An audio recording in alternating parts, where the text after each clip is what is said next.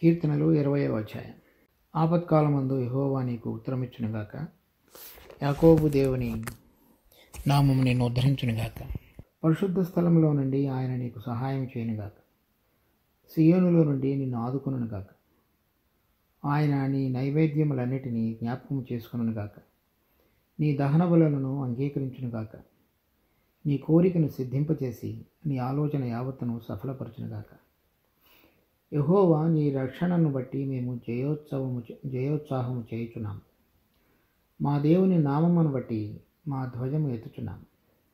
నీ ప్రార్థనలన్నీ యెహోవా సఫలపరచునుగాక.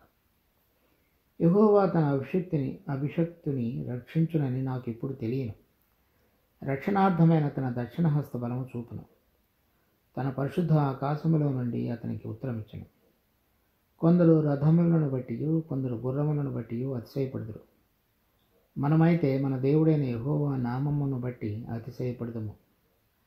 వారు కృంగి నేల మీద పడి ఉన్నారు. మనము లేచి చక్కగా నిలుచుచున్నాము. యెహోవా రక్షించుము. మేము మొరపెట్టినప్పుడు రాజు మాకు ఉత్తరం ఇచ్చునుగాక. ఈ అధ్యాయం శీర్షిక చూసినప్పుడు ప్రధాన గాయకునికి దావీదు కీర్తనను రాయబడింది. దీని యొక్క నేపథ్యం బహుశా 2వ సమూయేలు 10వ అధ్యాయం నుంచి అయి ఉండవచ్చు. 2వ సమూయేలు 8వ అధ్యాయంలో దావీదు అనేక మంది శత్రు రాజులను ఓడించడం అనేది, తర్వాత 9వ అధ్యాయంలో మెఫీబోషెతుని పిలిచి తన బల్ల యొద్ద ఉండటానికి చేసినటువంటిది గురించిన వివరణ 9వ అధ్యాయంలో ఉంది. 10వ అధ్యాయంలో అమ్మోనీయుల రాజు చనిపోయినప్పుడు అతని కొడుకుని పరామర్శించడానికి తన దూతలను పంపినప్పుడు అతడు ఆ దూతలని పరాభవించి చేసిన దానికి దావీదు అమ్మోనీయులను మీదకి యుద్ధానికి వెళ్తాడు. అప్పుడు అమ్మోనీయులు సిరియన్లను పిలిపించుకుంటారు. యోవాబు, అబీషై వాళ్ళిద్దరు సహోదరులు కూడా అమ్మోనీయులను సిరియన్లను ఇద్దరిని కూడా ఓడించుతారు. కానీ సిరియన్లు మళ్ళా యుద్ధానికి వస్తారు. అప్పుడు దావీదు స్వయంగా తానే వెళ్ళి వాళ్ళ సిరియన్లందరినీ కూడా ఓడించుతాడు. ఆ సందర్భంలో అది యుద్ధానికి వెళ్ళినటువంటి యోధులు కానీ లేక దేశంలో మిగిలినటువంటి సామాన్య నాగరికులు కానీ వాళ్ళ రాజు కొరకు యుద్ధంలో దేవుని యొక్క సహాయం కొరకు చేసినటువంటి ప్రార్థనగా ఇది కనబడుతుంది. అది ముఖ్యంగా 2వ సమూయేలు 10వ అధ్యాయం 15వ వచనం నుంచి 19వ వచనం వరకు స్వయంగా రాజు సిరియనులతోటి పోరాడి గెలిచినటువంటి సందర్భంలో రాజు తన ప్రజలు అందరూ కలిసి దేవుడైన యెహోవాకు మొరపెట్టినటువంటి సందర్భంగా రాసి ఉండవచ్చు. ఎక్కువ భాగం దేశంలో ఉన్నటువంటి ప్రజలు వాళ్ళ రాజు కొరకు దేవుని యొక్క సహాయం కొరకు చేసినటువంటి ప్రార్థన, లేకపోతే జాతీయ గీతం అని కూడా చెప్పవచ్చు. తర్వాత 1వ వచనం, ఆపత్కాలమందు యెహోవా నీకు ఉత్తరమిచ్చునుగాక. యాకోబు దేవుని నామము నిన్ను ఉద్ధరించునుగాక. వాళ్ళు దేవుడి కొరకు చేస్తున్న ప్రార్థనలో ఈ విధంగా ప్రార్థిస్తున్నారు. నీవు ఇప్పుడు సిరియనుల ఎదుకి యుద్ధానికి వెళుతున్నప్పుడు ఆ ఆపత్కాలంలో లేకపోతే యుద్ధ సమయంలో దేవుడు నీకు సహాయం ఉత్తరం ఇచ్చునుగాక. ఆయన నిన్ను ఉద్ధరించునుగాక. ఇక్కడ దేవుడి పేరుకి ముందుగా యాకోబు దేవుడు అని చెప్తున్నాడు. అంటే ఆ యాకోబు అనేటువంటి వాళ్ళ పితరులైనటువంటి యాకోబు దేవుడు, ఆ యాకోబు దేవుడు ఆ యాకోబుకి ఏ విధంగా తన యొక్క ఆపత్కాలంలో అన్నిటిలో కూడా సహాయపడి నడిపించాడో దానిని గుర్తు చేసుకుంటూ, అదేవిధంగా ఇప్పుడు నీకున్నటువంటి సందర్భాలలో దేవుడు నిన్ను తోడుగా ఉండి నడిపించునుగాక అని చెప్తున్నారు. ఆదికాండం 28వ అధ్యాయంలో యాకోబు ఏశావు నుంచి పారిపోయి వెళుతున్నప్పుడు దేవుడు మార్గంలో ప్రత్యక్షమవుతాడు లూజ్ అనేటువంటి స్థలంలో. దానికి తర్వాత యాకోబు బేతేలు అని పేరు పెడతాడు. దేవుడు ప్రత్యక్షమై అతనికి వాగ్దానం ఇస్తాడు, మరలా నేను తీసుకొని వస్తాను. 35వ అధ్యాయంలో మరలా తను తీసుకొచ్చినటువంటి బేతేలుకు వెళ్ళి తను అర్పణలు అర్పించి పానార్పణాన్ని అక్కడ పోస్తాడు. ఆ పారిపోతున్నప్పుడు తన భవిష్యత్తులో అటువంటి ఎటువంటి నిశ్చయిత లేకుండా ఉన్న సందర్భంలో దేవుడు ఏ విధంగా కాపాడి తిరిగి తీసుకొచ్చి మరలా బేతేలుకు రావడానికి దేవుడు 22 సంవత్సరాల తర్వాతగా అతనికి తోడుగా ఉండి నడిపించాడు అనేటువంటిది యాకోబు జీవితంలో చూస్తాం.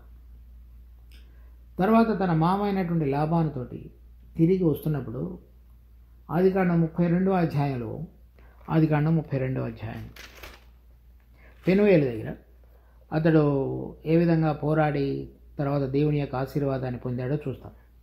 ఆ 32వ అధ్యాయంలో మొదటి వచనంలో 1-2 వచనాలు. యాకోబు తన త్రోవను వెళ్ళుచుండగా దేవదూతలు అతనిని ఎదుర్కొనిరి.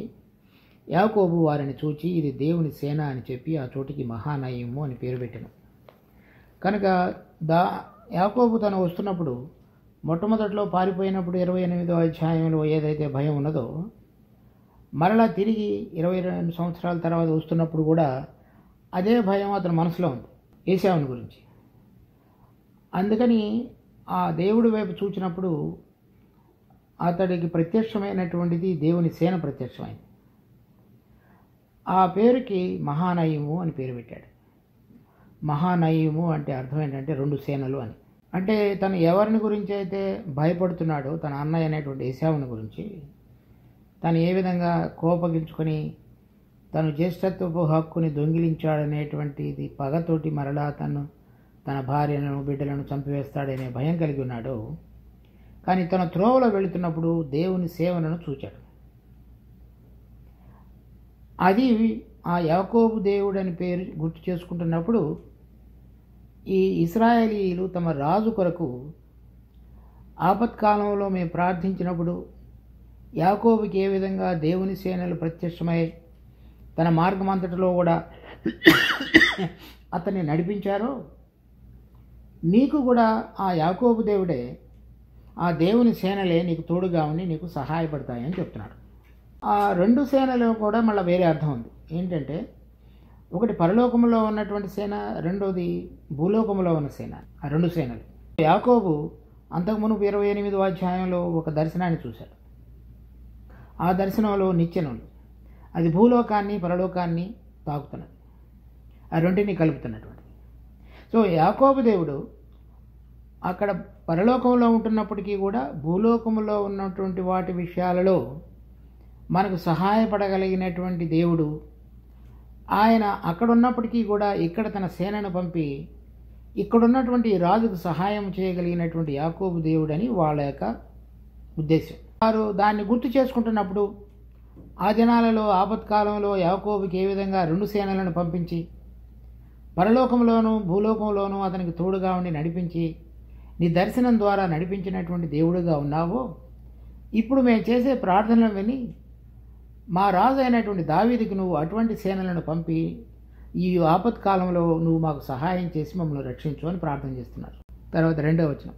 పరిశుద్ధ స్థలంలో నుండి ఆయన నీకు సహాయం చేయనుగాక, సియోనులో నుండి నేను ఆదుకొనుగాక. సియోను అనేటువంటిది దేవుని యొక్క పర్వతం, ఆయన కోరుకున్నటువంటి పర్వతం, ఆయన అక్కడ ఉండేటువంటి స్థలం. మరలా దానిలో ఉండేటువంటిది దేవుని యొక్క మందిరం, ఆ పర్వతం మీద కట్టబడింది. ఆ మందిరంలో అతి పరిశుద్ధ స్థలంలో ఉండేటువంటిది అతి పరిశుద్ధ స్థలం. ఆ అతి పరిశుద్ధ స్థలంలో ఉన్నటువంటిది కరుణాపీఠం. ఆ దేవుడు ఏదైతే సియోనును కోరుకున్నాడో ఆయన నివాస స్థలంగా, దానిలో నుంచి మరలా అక్కడ ఉన్నటువంటి కరుణాపీఠంలో నుంచి నీకు సహాయం చేయనుగాక. కరుణాపీఠం అనేటువంటిది, సియోను అనేటువంటిది దేవుని యొక్క సింహాసనానికి గుర్తు ఉండేటువంటి స్థలం. అంటే ఆయన యొక్క ప్రభుత్వం, ఆయన అధికారం అక్కడ నుంచి వెల్లడుతుంది అని. తర్వాత కరుణాపీఠం అనేటువంటిది మనుషులతోటి పరిశుద్ధత కలిగినటువంటి దేవుడు వ్యవహరించడానికి అక్కడి నుంచి మాత్రమే మనిషితోటి ఆయన వ్యవహరించగలడు. ఎందుకనగా దేవుడు పరిశుద్ధుడు. మనుషులమైన మనం అందరం కూడా ఆ పరిశుద్ధత ఎదుట ఎవరు కూడా సమీపించి నిలబడతారు. మనిషికి అతి పరిశుద్ధుడైన దేవుడికి మధ్యలో ఒక సారథిగా, అంటే ఒక మధ్యవర్తిగా చేయగలిగినటువంటిది ఆ కరుణాపీఠం మీద కుమ్మరించబడిన మన ప్రభు అయిన యేసుక్రీస్తు యొక్క రక్తం.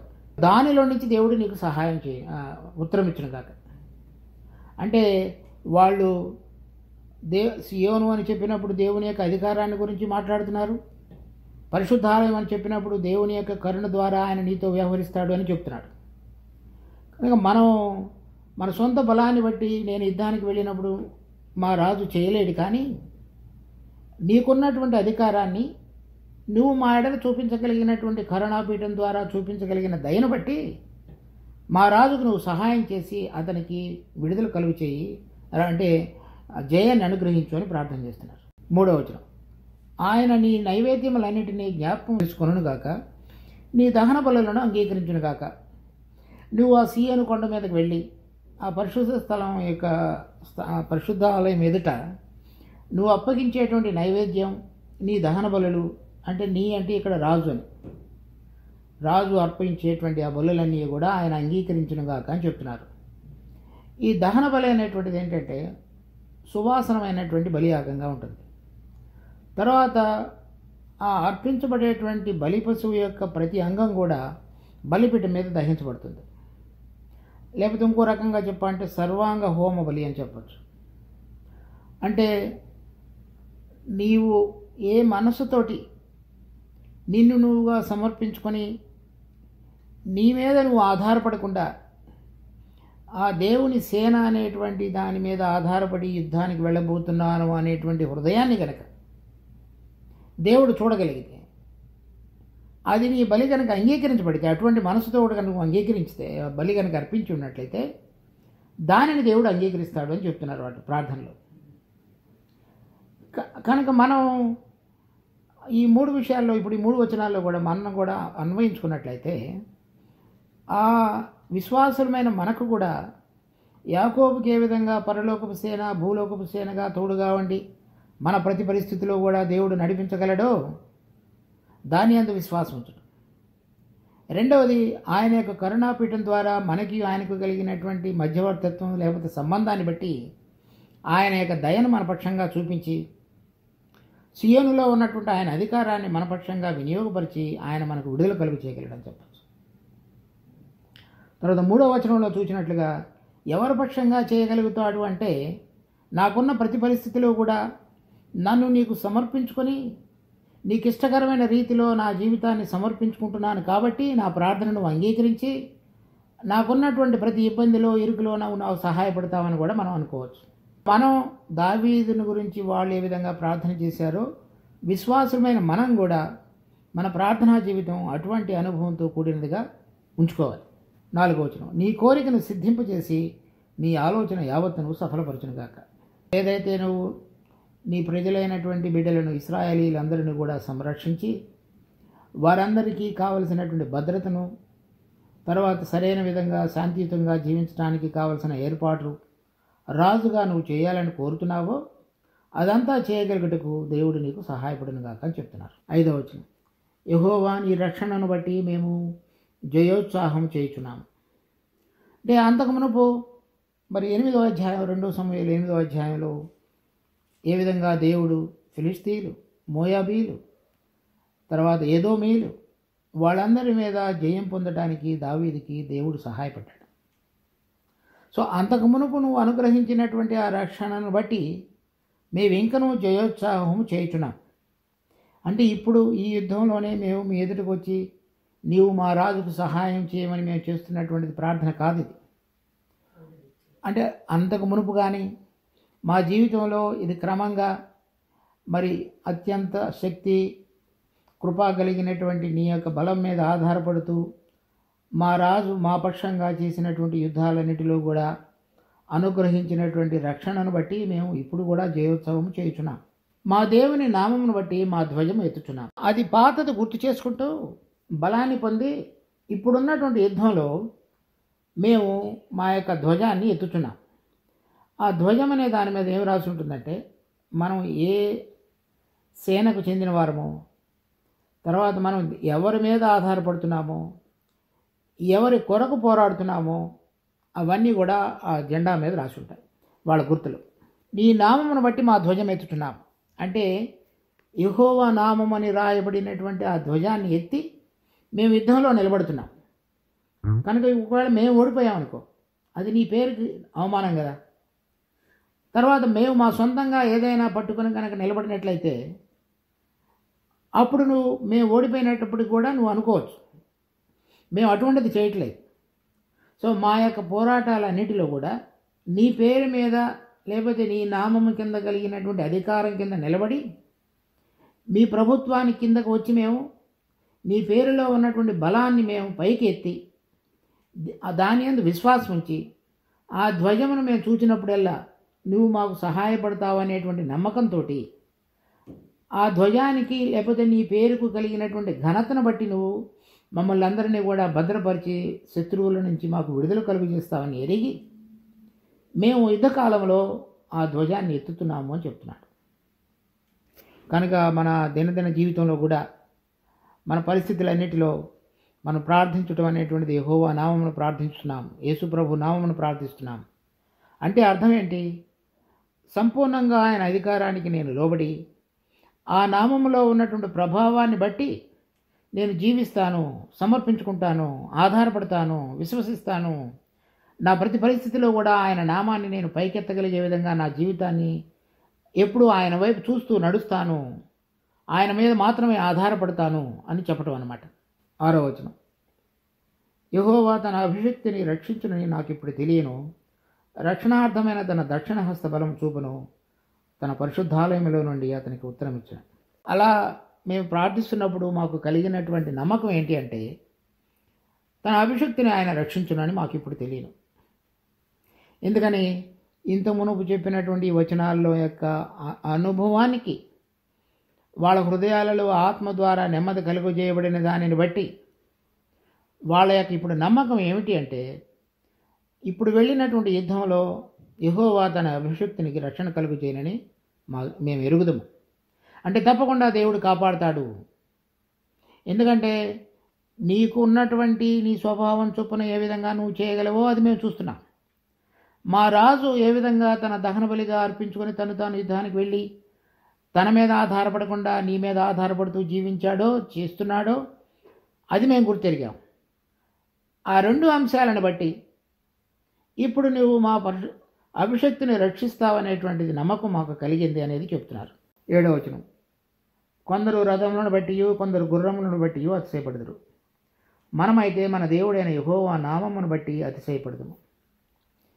కనుక అంటే రాజు దహన బలులు నైవేద్యాలన్నీ కూడా యెహోవా అంగీకరించునుగా కానీ చెప్పినప్పుడే ఏం చెప్తున్నాడంటే నేను నాకున్నటువంటి బలం కానీ లేకపోతే నేను యుద్ధానికి తీసుకువెళుతున్నటువంటి అనేక మంది వేల సైనికులను బట్టి కానీ నేను అతిశయపడట్లేదు, లేక వాళ్ళకంటే ఎక్కువగా గుర్రాలను పోగు చేసుకుని యుద్ధంలో ఆ గుర్రాన్ని బలమును బట్టి నేను పోరాడతానని అనుకుని కూడా నేను అనుకోవటం లేదు.